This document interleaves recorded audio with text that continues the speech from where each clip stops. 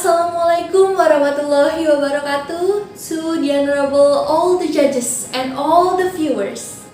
Ladies and gentlemen, my name is Hanifah Alika Putri. I'm from State University of Jakarta, and today I would like to bring back to you your childhood magical story about the princess who cursed to sleep, the one and only Sleeping Beauty. Enjoy! Long time ago, in a faraway land, there lived a king and queen. More than anything, King Stefan and his queen wished for a child. Finally, the queen gave birth to a beautiful baby girl. They named her Aurora. All the bells in the land were rung with joy. To honor the baby princess, the king held a great feast. He also invited his good friend King Hubert to the feast. King Hubert had brought his young son Philip. Both of the kings agreed that someday Philip and Aurora would be married. Among the guests were three good fairies: Flora, Fauna, and Merryweather. They wished to bless the princess with gifts. Waving her wand, Flora said, "My gift shall be the gift of beauty." "And mine," said Fauna, "shall be the gift of song." Merryweather's turn was next, but before she could speak, the castle door flew open. It was the evil witch named Maleficent.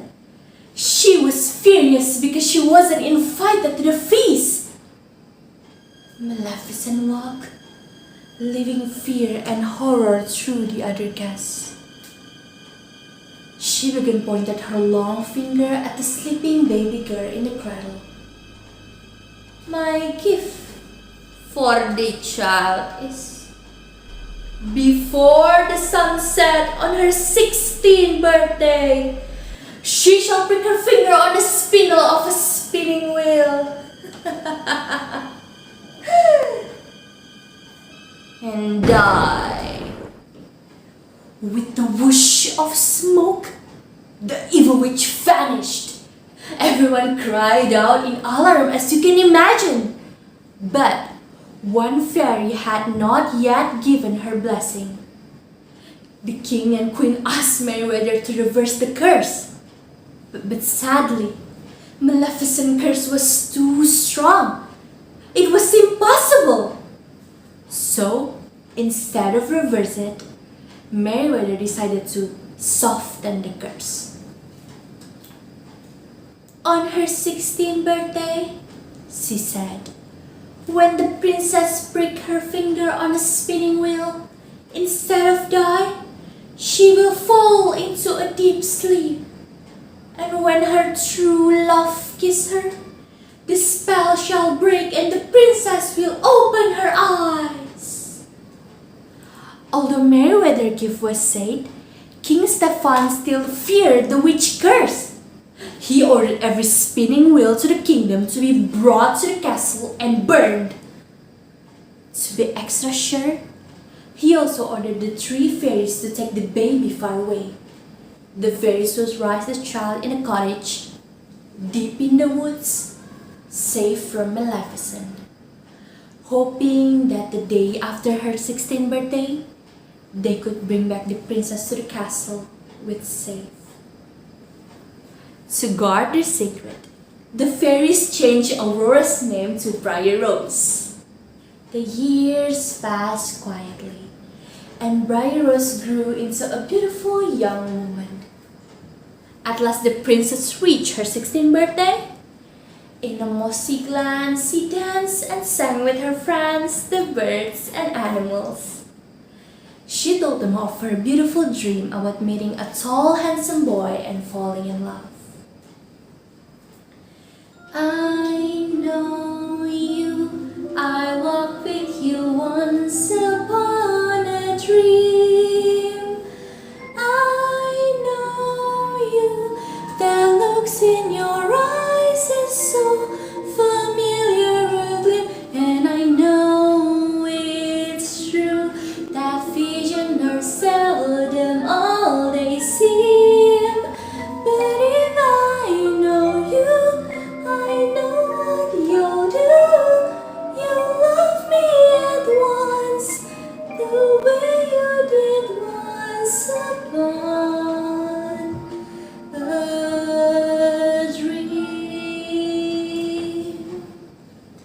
A handsome boy came.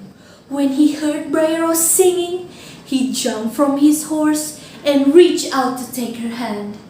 Briar Rose was startled. I do not mean to frighten you, but I feel like we have met before, said the young man. Briar Rose felt very happy. Little did she know that the handsome man was Prince Philip, and the prince also didn't recognize that she was Princess Aurora. Back at the cottage, Briar Rose told the fairies that she had fallen in love. Impossible! Cried the fairies. Then they told her that she was a royal princess. It was time to return home. Actually, the witch Maleficent knew that Aurora was returned home, so she became an old lady, and a spinning wheel suddenly appeared in a tiny room of the castle. Using her evil power, she lured Aurora to the high tower in a tiny room. What is this? May I try? Aurora asked. The old lady said, Of course, my pretty child. And the princess sat down to spin. But the moment she touched the spindle, she fell to the floor in a deep slumber. Moments later, all the others in the castle, servants and royals alike, fell asleep too. Within hours, thorns and vines had sprung up and wrapped around the castle, so tightly that no human or beast could pass through. On the other place, turns out the witch had captured Philip and chained him deep on her dungeon. But the good fairies had other plans for him. They melted the prince's chains and armed him with the shield of virtue and the sword of truth. Then they sent him to the palace to awaken the princess and the others. When the witch saw Philip escaping, she changed into a monstrous dragon to stop him. Prince Philip threw his sword to Maleficent's heart. Right on the target, Maleficent screaming as the sword stabbed deeper into her. And Maleficent was no more. Prince Philip raced to the tower. With the help of the fairies, the thorns and vines that obstruct him melted away. Gently, he kissed her and Aurora's eyes slowly opened. Aurora stepped down the tower stair with Prince Philip holding her hands. There, they see all the royals, servants, and others had already awake from their deep sleep. A big party was held as the kings and queens planned for the prince and princess wedding. At the end, they finally lived happily ever after. My friends, this story may seem pretty unbelievable, but this is what we call the fairy tale. A tale which your parents used to tell for a bedtime story, a tale which you used to believe for a true love thing.